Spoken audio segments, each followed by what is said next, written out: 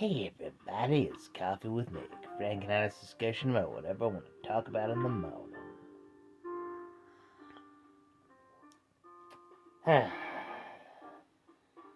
Today we're talking about toxic fans of all kinds. Oh boy.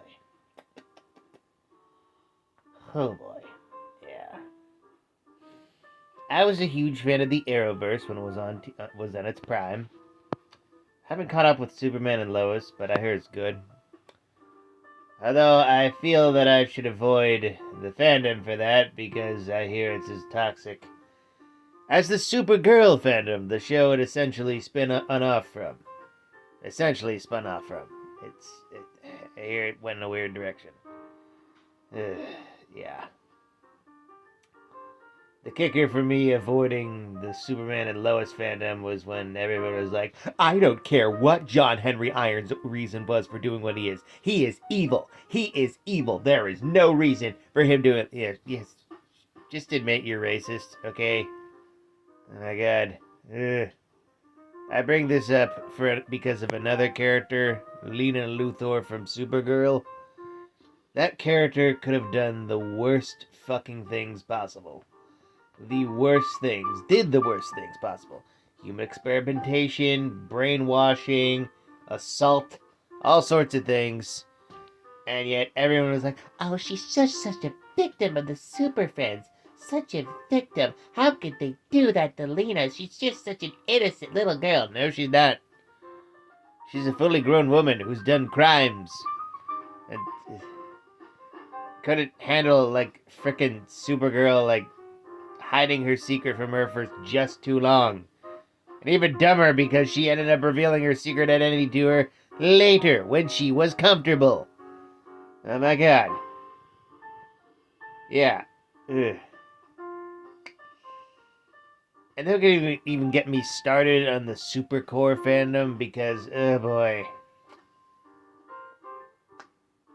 That is a weird version of racism. That is, slash fic racism is the weirdest racism.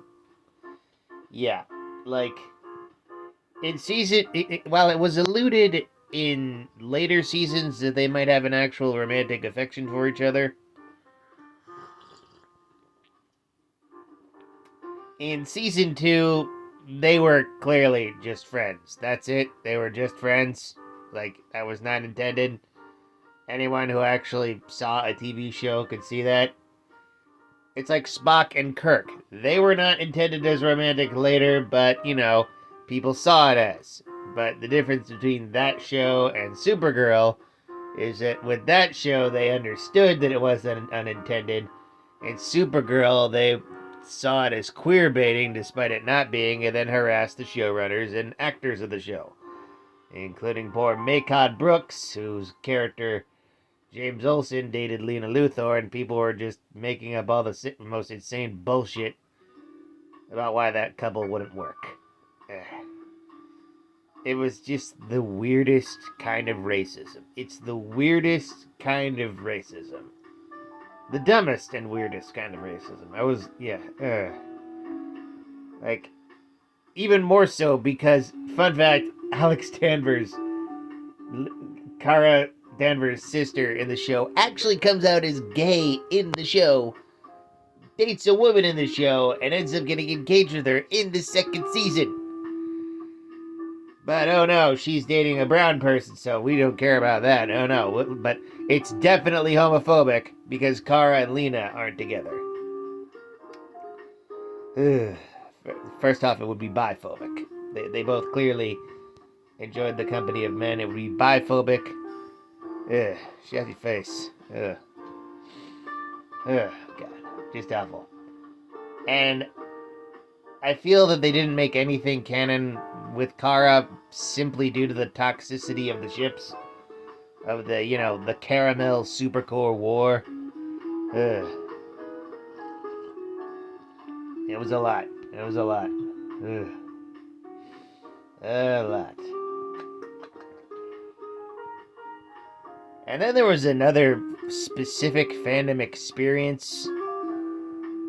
I've talked about it on my vlog before, but like with the Proud Family, there is a group of fans, or more likely one fan with multiple accounts, who absolutely hated La Cienega Boulevardes and would just go to every single blog mentioning how she wanted her to die or whatever. And when I called out specific and other toxic things, and I mentioned like one of their like beliefs is that Wizard Kelly and Oscar Proud dated, but Kelly broke him, and then he stopped dating men altogether. And it's like, I really wish people would stop writing that headcanon because it's kind of biphobic. People don't stop being attracted to men because they get dumped. And their response was, well, it could be panphobic. Yeah, that's the problem here. You're the one writing queerphobic headcanons, but I'm not being fucking specific. Jesus Christ. I blocked them. Yeah. But more so the La Cienega shit. It's clearly they were projecting from their actual bully in childhood onto La Cienega Boulevardes. And, so disturbing. So disturbing.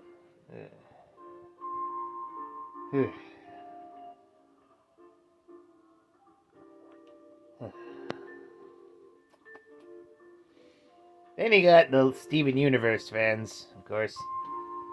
A lot of ones of those. Mostly the ones parroting Lily Pete.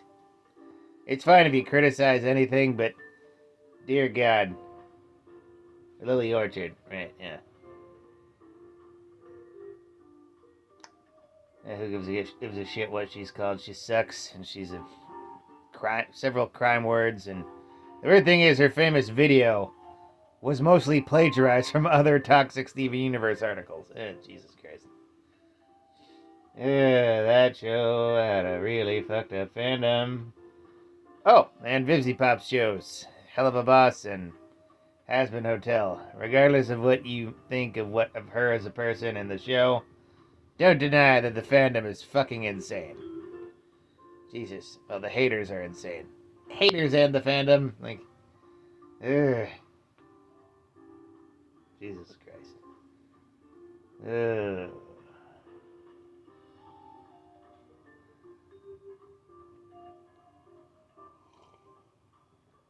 The amount of people bitching about when Cherry Bomb first appeared in the main show. It's like, oh man, why is she such an asshole? She's in hell.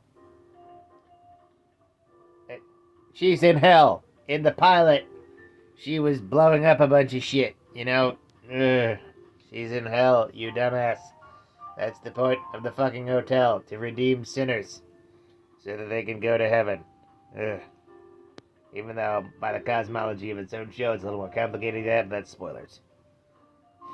Subject of spoilers, it was becoming hard to, like, avoid the... spoilers for Season 2, which leaked somehow. For the love of God, TV producers, stop putting your shows on data servers. Physical media, my God. Ugh. Not that hard. Ugh. So stupid.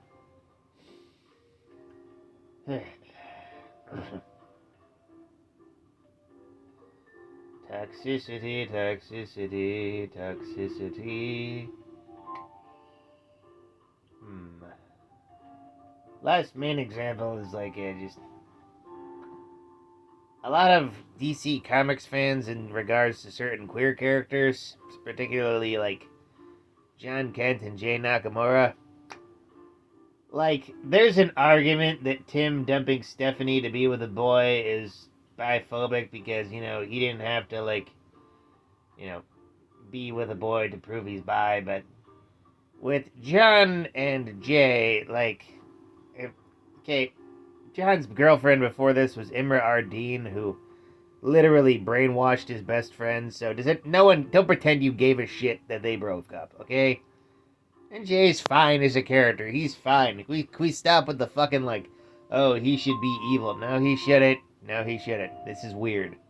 He's a perfectly fine character who could go a million ways, and I'm really hoping for Nicole Main's Secret Six. Toxicity, toxicity, toxicity. Oh, I can probably think of one more exam.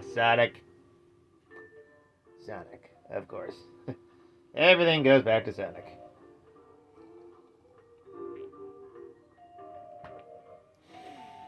The ship wars of the 2000s practically destroyed the world.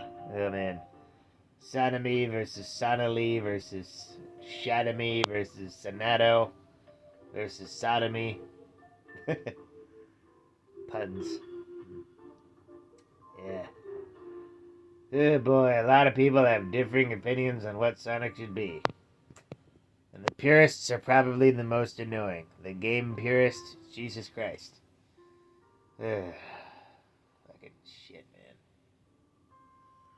man.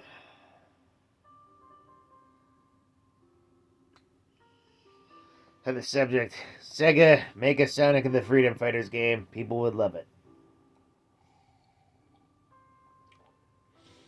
And have it so that, like, Sonic crosses over, like, Freedom Fighter Sonic crosses over with Game Sonic, and both inspire each other to ask out the girls you like. Game Sonic, Amy. Freedom Fighter Sonic, Sally. You know, this isn't that hard. Yeah. That's what I want to do. That's what I would do. Rah.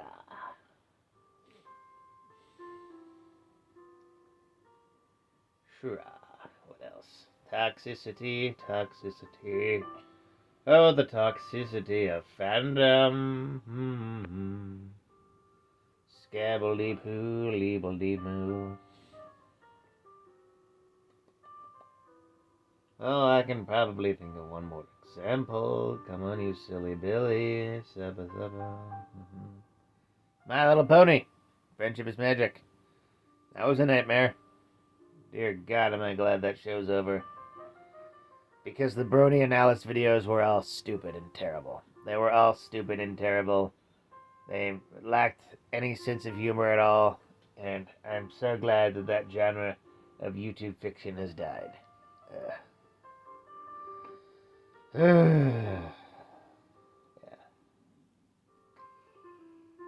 Jesus Christ.